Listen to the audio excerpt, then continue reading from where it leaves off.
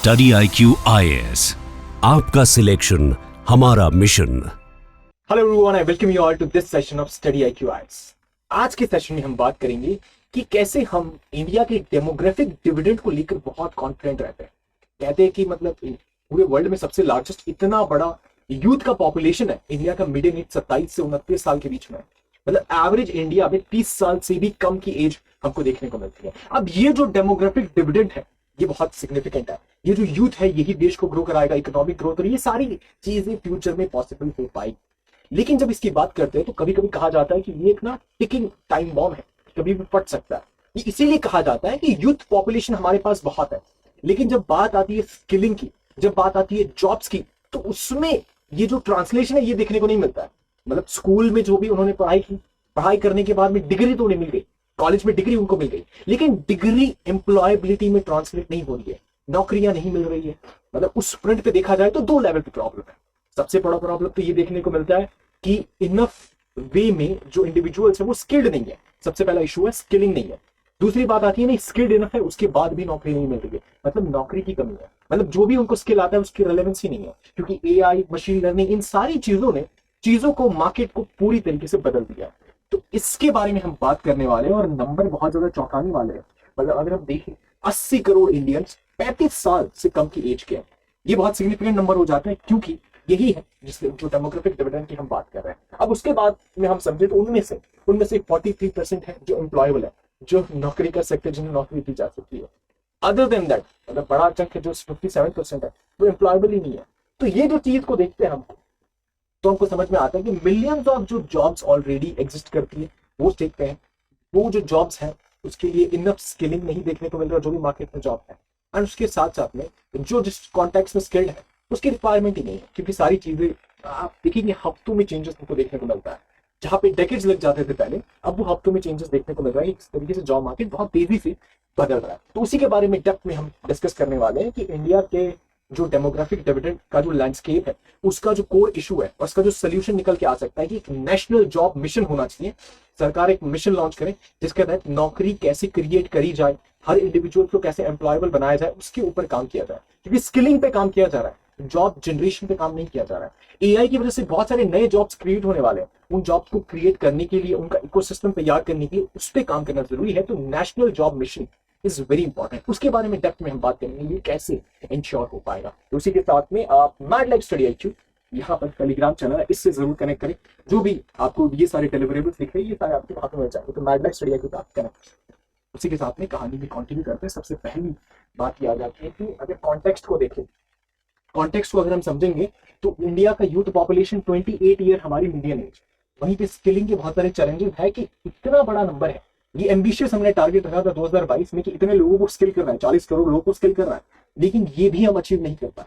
भाई जो टारगेट सकते हैं टारगेट अचीव नहीं होती, बहुत बड़ी दिक्कत है। उसके साथ साथ में वर्कफोर्स जो एंट्रेंस की बात करते हैं, मतलब यू विल फाइंड कि 1 करोड़ के आसपास में यूथ हर साल जो वर्कफोर्स है उसके अंदर एंटर करते हैं। अब ये सिग्निफिकेंट नंबर है, यूथ फोर्स वर्कफोर्स के अंदर एंटर कर रहा है, लेकिन जो जॉब्स हैं वो उनकी लायक नहीं है, उनके रेलेवेंट नहीं है। मतलब जॉब और स्किल का मिसमैच देखने को मिल रहा है, और ये बहुत बड़ा सिग्निफिकेंट इशू देखने को मिलता है। इसके बारे में अगर मतलब एक लाइन में अगर इसको समझना हो तो ये हो जाता है, India is producing millions of graduates. बहुत सारे ग्रेजुएट्स को हम प्रोड्यूस कर रहे हैं एजुकेशन के थ्रू, लेकिन जितने भी हम प्रोड्यूस कर रहे हैं उसमें से आधे भी एम्प्लॉयबल नहीं, 43% ही एम्प्लॉयबल है। राइट, ये बहुत बड़ा कंसर्न हो जाता है। उसके बाद में और ज्यादा इसको अगर समझे तो यूथ का जो अनएम्प्लॉयमेंट है उसके कॉन्टेक्स्ट में हम देखेंगे कि 10 से 15% तो समझ लेना चाहिए कि इतना अनएम्प्लॉयमेंट रेट है, क्योंकि डेटा के थ्रू 3% 5% देखने को मिलता है, लेकिन अर्बन एरियाज में जब एक्चुअल में इसको जाकर देखते हैं तो पता चलता है कि 10 से 15%। अब ये भी इससे भी ज्यादा देखने को मिलेगा अनएम्प्लॉयमेंट एक्चुअल में। रीजन भी क्योंकि आप देखेंगे, अच्छा एक ये कॉन्टेक्स्ट है कि आपको समझ में आएगा यहाँ पे कि अर्बन एम्प्लॉयमेंट है ये ज्यादा है रूरल के कॉन्टेक्स्ट में।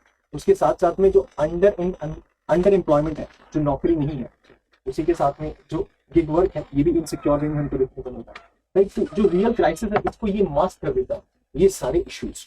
ठीक है, अब इसमें आप देखेंगे कि जो भी PLFS सर्वेज होते हैं उनके थ्रू इसको मेजर किया जाता है, उसमें समझ में आता है ये जो एक्चुअल अनएम्प्लॉयमेंट है ये तो ज्यादा है। क्योंकि लेट्स से आप अगर हफ्ते में 1 घंटा भी काम करते हैं तो आपको एम्प्लॉयड माना जाएगा, लेकिन ये पूरा कॉन्टेक्स्ट फिट ही नहीं बैठता है, क्योंकि यहाँ पे ये सारी चीजें भी आ गई, बहुत ही इनफॉर्मल है, और छोटा सा भी कुछ भी काम कर रहे हैं तो आप एम्प्लॉयड हो गए। तो अगर एक्चुअल में देखने जाएंगे तो ये नंबर बहुत ज्यादा 30% पे भी पहुंच जाएगा कि इतना ज्यादा अनएम्प्लॉयमेंट को देखने को मिल रहा है। ये जो नौकरी है, नौकरी नहीं है लोगों के पास में। कोर इशू यही निकल के आता है। उसमें हम समझते हैं कि रूट कॉज, सबसे बड़ा रूट कॉज क्या निकल के आता है, that is our education system. कि करिकुलम हमारा आउटडेटेड है, एग्जाम सेंट्रिक जो लर्निंग है वही हो रही है कि आप यहाँ पे पढ़ाई कर रहे हैं, एग्जाम है, बस इसके हिसाब से पढ़ाई कर लिया, उसके बाद में आपने लर्न कुछ किया ही नहीं, प्रैक्टिकल कुछ नॉलेज ही नहीं है, आपको उसको इंप्लीमेंट कैसे करना है कुछ मालूम ही नहीं है। तो ये एक इशू देखने को मिलता है। उसके साथ में इंडस्ट्री के साथ में कनेक्शन नहीं है, कि यहाँ पे जो प्रैक्टिकल जो भी इंप्लीमेंटेशन होना चाहिए वो नहीं देखने को मिलेगा। तो जो इंडस्ट्री लिंकेज है ये वीक है, और जो मतलब जो भी इंटर्नशिप होनी चाहिए वो भी नहीं देखने को मिलती है, और पुअर प्रैक्टिकल एक्सपोजर, कोर बात यही निकल के आ जाती है। और उसी के साथ में करियर के रिगार्डिंग जो अवेयरनेस है, मालूम ही नहीं है लोगों को, बहुत सारे जो स्कूल्स में होते हैं अवेयरनेस ही नहीं है कि किस तरीके से फ्यूचर में क्या करना है ना। तो ट्रेडिशनल जो जॉब्स है, मतलब समझ लीजिए डॉक्टर हैं, इंजीनियर हैं, यही कुछ जॉब्स निकल के आता है, IAS है, यही कुछ जॉब्स निकल के आते हैं जिसके पीछे हर कोई भागता है। न्यू जो जॉब्स जो क्रिएट हो रही है उसके बारे में नहीं सोचा था। तो ये इशू है। इसी के साथ में स्किलिंग इकोसिस्टम के बारे में अगर आप देखेंगे तो दैट इज आल्सो फ्रेगमेंटेड, पूरी तरीके से बिखरा हुआ है कि कोई सिस्टमैटिक वे में स्किलिंग प्रोवाइड ही नहीं कर रहा है, राइट। इस तरीके से ये सारे रूट कॉज है। उसी के साथ में एजुकेशन गैप की बात करें तो बहुत ज्यादा मतलब हमको सिग्निफिकेंट देखने को मिलता है हायर एजुकेशन में। जैसे इंजीनियरिंग और जो प्रोफेशनल कोर्सेज हैं, यहाँ पे प्लेसमेंट के बहुत ज्यादा शॉर्टफॉल है। आप इंजीनियरिंग और प्रोफेशनल कोर्सेज में अपने आप को इंक्लूड करते हैं, लेकिन जब आप प्लेसमेंट रिपोर्ट्स देखते हैं आपको कभी कभी देखने को मिलता है 100% प्लेसमेंट है, लेकिन वहां पे समझ में आता है कि ये भी मतलब हिडन रियलिटी कुछ और ही है। यहाँ पे एक्चुअल में 100% है ही नहीं, कि वो लोग ने मतलब ऑप्ट आउट कर दिया, वो लोगों ने ऑप्ट आउट कर दिया था इस चीज को अवेल करने के लिए, राइट। तो ये कॉन्टेक्स्ट सबको समझना है। उसी के साथ में अगर Tier 1 कॉलेजेस की बात करें तो वो बेटर कर रहे हैं। Tier 2 और Tier 3 के जो ग्रेजुएट्स हैं वो आज भी स्ट्रगल करते to find the proper job, right. ये एक इशू हमको समझना है। उसी के साथ में टेक्नोलॉजी कैसे डिसरप्शन कॉज कर रही है, ये भी बहुत सिग्निफिकेंट है। जैसे जॉब में डिस्प्लेसमेंट देखने को मिलेगा कि AI will displace millions of जो रिपीटेटिव जॉब है, जो बार बार सेम ही टास्क है, उसको रिप्लेस कर देगा, और नए जो हाई वैल्यू रोल्स हैं वो आने वाले हैं, राइट। जो इंटेलेक्चुअल कैपेबिलिटी को टेस्ट करते हैं या जहाँ पे इंटेलेक्ट की जरूरत है वो रहेंगे, लेकिन जो रेपिटेटिव है वो सारे हट जाएंगे। ऑटोमेशन का रिस्क है कि अराउंड बाय 2030 30% जो भी जॉब के अंदर टास्क हो रहा है, अगर आप समझेंगे कि लेट्स से 100% जो भी जॉब्स हैं उनमें से 70% जॉब्स के अंदर बहुत बड़ा इंपैक्ट आने वाला AI की वजह से, 30% पे नहीं आएगा इंपैक्ट। लेकिन ये जो 70% है, इनमें से भी अगर आप देखेंगे या फिर जितनी भी जॉब्स की अगर आप बात करेंगे, इन पे जो इंपैक्ट आने वाला है, इसमें से भी 30% जॉब ऐसी होने वाली है जो कंप्लीटली ऑटोमेट हो जाएगी। कंप्लीटली ऑटोमेशन हमको देखने को मिला इसमें। तो ये बहुत सिग्निफिकेंट चीज है। और स्किल मिसमैच भी देखने को मिल रहा है कि जितना एक्चुअल में जो भी जॉब एंटर कर रहे जॉब मार्केट में, स्किल ही नहीं है जितना इंडस्ट्री को रिक्वायर्ड है। तो ये एक कंसर्निंग है। और उसके साथ में बात आती है कि why skilling alone won't work. सिर्फ हम स्किलिंग देंगे तो काम नहीं चलेगा। क्यों नहीं चलेगा? क्योंकि अगर आप देखेंगे कि training without a job creation, आप उसको ट्रेन कर दे रहे हैं, लेकिन आपको समझ में आएगा कि एक्चुअल में मार्केट में जॉब क्रिएट ही नहीं हो रहा है, तो इशू है ना। और जो लेट्स से आज के लिए कोई जॉब क्रिएट हुआ है, अब ये कब तक सस्टेन करेगा, इस पे भी तो बहुत बड़ा क्वेश्चन मार्क आ जाता है, क्योंकि चेंजेस इतने रैपिडली हो रहे हैं, नेचर इतना डायनामिक हो गया है। तो कोई चीज कब तक एग्जिस्ट करेगी, यू डोंट नो। तो 3 साल आप ग्रेजुएशन कर रहे हैं, एंड लेट्स से आज मार्केट फिट में पता चलता है कि अच्छा ये ए स्किल है, ये बहुत जरूरी है। आपने 3 साल उसमें दिए, उसको सीखा, कॉलेज से निकले आप, फिर आप मार्केट में जाके ए स्किल के रिगार्डिंग जॉब मांगते हैं। लेकिन पता चलता है कि नहीं यार, अब तो बी स्किल की रिक्वायरमेंट है, सी स्किल की रिक्वायरमेंट है, ये तो आउटडेट हो गया, 2 साल के अंदर खत्म हो गया। तो ये जो हमारा लंबा करिकुलम है, कहीं ना कहीं इसे भी शॉर्टन करना होगा, या इसमें कुछ नुआंसेस, कुछ चेंजेस लाने की जरूरत है, राइट। तो सिर्फ ये चीज नहीं है कि हमको स्किल ही कर देना है, यहां से स्किल नहीं करना है, स्किल के साथ साथ इसको भी अंडरस्टैंड करना है कि हम क्या चीज को क्रिएट कर रहे हैं, एंड उसके अकॉर्डिंगली यहां पर हमें मैच क्रिएट करना होगा। और जब तक वो नहीं होगा, तब तक जो कोर इशू है वो सॉल्व होते हुए हमको नहीं देखने को मिलेगा। उसके साथ में अगर हम देखें तो कुछ रिस्क है। इफ यू डू नथिंग, तो क्या रिस्क हमको देखने को मिलता है? इकोनॉमिक ड्रैग है, पीछे हो जाएंगे हम, जो डेमोग्राफिक डिविडेंड है उसका इस्तेमाल सही तरीके से कर ही नहीं पाएंगे।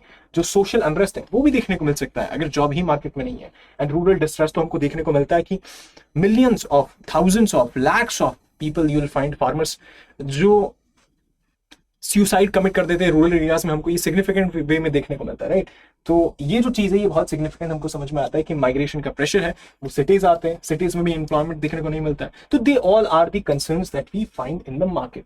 एंड उसी के साथ में जो नेशनल जॉब मिशन है, ये एक विजन है जो ये चीज़ को ट्रांसलेट कर सकता है, सोल्यूशन इसका ला सकता है, जिसके तहत डिसेंट स्केलेबल इंक्लूसिव जॉब्स को क्रिएट करा जाए, जो बहुत सारा जो वर्क फोर्स है उसको अब्सॉर्ब करें। उसकी बात करेंगे तो 5 साल में कुछ ये टारगेट्स बनाए जाते हैं कि इस तरीके से नए फॉर्मल जॉब्स क्रिएट करना है। प्लेसमेंट रेट जो है ट्रेंड यूथ्स का, ये सिग्निफिकेंटली बढ़ाना है। जो ग्रेजुएट्स हैं उनकी एम्प्लॉयबिलिटी को अभी जो 43% है उसको कहीं से कहीं 65% तक पहुंचाना जरूरी हो जाता है। और female workforce participation, gender neutral way में हमको इस चीज को इंश्योर करना है, राइट। एंड उसी के साथ में जो भी ट्रेनिंग है उन सारी चीज़ को डबल डाउन करना है। तो ये कुछ फोकस हमको देखने को मिलता है। इसके बाद में बात करेंगे हम डिमांड साइड और सप्लाई साइड पे क्या चीज़ है।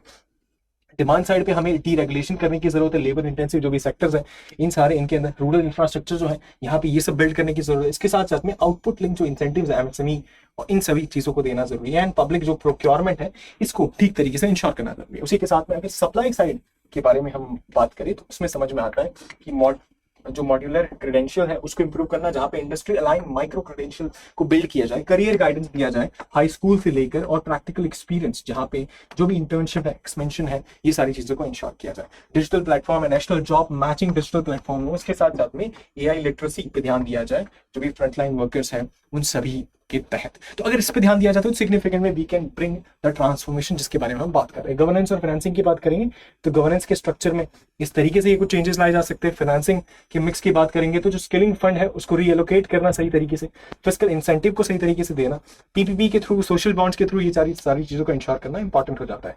इंप्लीमेंटेशन अप्रोच की बात करेंगे तो पायलट प्रोजेक्ट्स इन 3 स्टेट्स वो चल रहा है। उसके बाद में नेशन वाइड कवरेज इसको इंश्योर कराना वुड बी पिवटल, जो पिवटल रोल प्ले करेगा उन सारी चीजों में। उसी के साथ में एक रोड मैप की बात करें तो ईयर 0 से 1, 1 से 3, 3 से 5, ये जो 5 ईयर का प्लान है कुछ इस तरीके से हम इसको इंश्योर कर सकते हैं, जहाँ पे पायलट प्रोजेक्ट्स हैं, अंदर आफ्टर हम उसको स्केल कर रहे हैं और फिर हम उसको फुल फ्लेज में लेकर जा रहे हैं। तो उसमें मॉनिटर करना होगा, राइट, जो की परफॉर्मेंस इंडिकेटर है उन पे ध्यान देना होगा, मेट्रिक्स को ट्रैक करना होगा, जो रिपोर्ट्स हैं बहुत फ्रीक्वेंटली उन सारी चीज़ों को रिपोर्ट करना होगा, फीडबैक से सीखना होगा, अकाउंटेबिलिटी लेनी होगी कि जो भी हम चीज़ें इंश्योर करें वो काम कर रहे हैं, और अगर काम नहीं कर रहे तो हमारी जिम्मेदारी है। तो ये सारी चीज़ों से हम इंश्योर कर सकते हैं कि जो डेमोग्राफिक डिविडेंड है, वो जो एक टाइम बॉम्ब है, वो टाइम बॉम्ब रहकर फट ना जाए, और ये इंश्योर किया जाए कि जो स्किलिंग लैंडस्केप है उसमें कुछ चेंजेस आए, जहाँ की स्किलिंग वही चीज़ों की रिगार्डिंग हो रही है जो जॉब मार्केट में एक्चुअल रेलेवेंट है, और इसमें मैच क्रिएट करना इज़ वेरी इंपॉर्टेंट। तो स्किलिंग इज वेरी इंपॉर्टेंट, लेकिन जॉब उसके कॉन्टेक्स्ट में क्रिएट करना इज ऑल्सो इक्वली इंपॉर्टेंट। तो उसी के साथ में इस चीज़ को कंक्लूड करते हैं कि जैसे इंडिया का जो डेमोग्राफिक विंडो है ये अभी ओपन है, 2018 में उस दौरान शुरू हुआ, अभी ओपन है, लेकिन ये बहुत जल्दी, इतना जल्दी समय चला जाएगा, क्लोज हो जाएगा, पता भी नहीं चलेगा। उसी वजह से स्किलिंग विदाउट जॉब, की जॉब तो है ही नहीं, आप स्किल किए जा रहे हो, तो ये हो जाएगा स्किल अनएम्प्लॉयमेंट। अभी तो अनएम्प्लॉयमेंट है, ये क्रिएट हो जाएगा स्किल्ड, कि वो स्किल्ड है फिर भी अनएम्प्लॉयड है। तो ये चीज ना हो, इसी वजह से नेशनल जॉब मिशन का लाना जरूरी है, जहां पे ये जॉब क्रिएशन होंगे यहाँ पे, तो जो यूथ का जो बल्ज है इसको प्रोस्पेरिटी के ऊपर तब्दील कर देगा, कि यहाँ पे ये ट्रांसलेशन देखने को मिलेगा। So that was all about today's video. I hope and wish आपको पसंद आया। अगर पसंद आया तो do like, share, subscribe and share with your friends and families. Thank you so much for watching. उसी के साथ मैं live study IQ Telegram channel को आप ज्वाइन कर सकते हैं। 2028 यूपीएससी की तैयारी करें तो वहाँ पे जो डिलीवरेबल्स है, वो सारी चीजें, क्या प्लान है, वो सारी चीजें आपको बता दी जाएगी। Thank you so much for watching. See you in the next video. Study IQ IAS, आपका सिलेक्शन हमारा मिशन।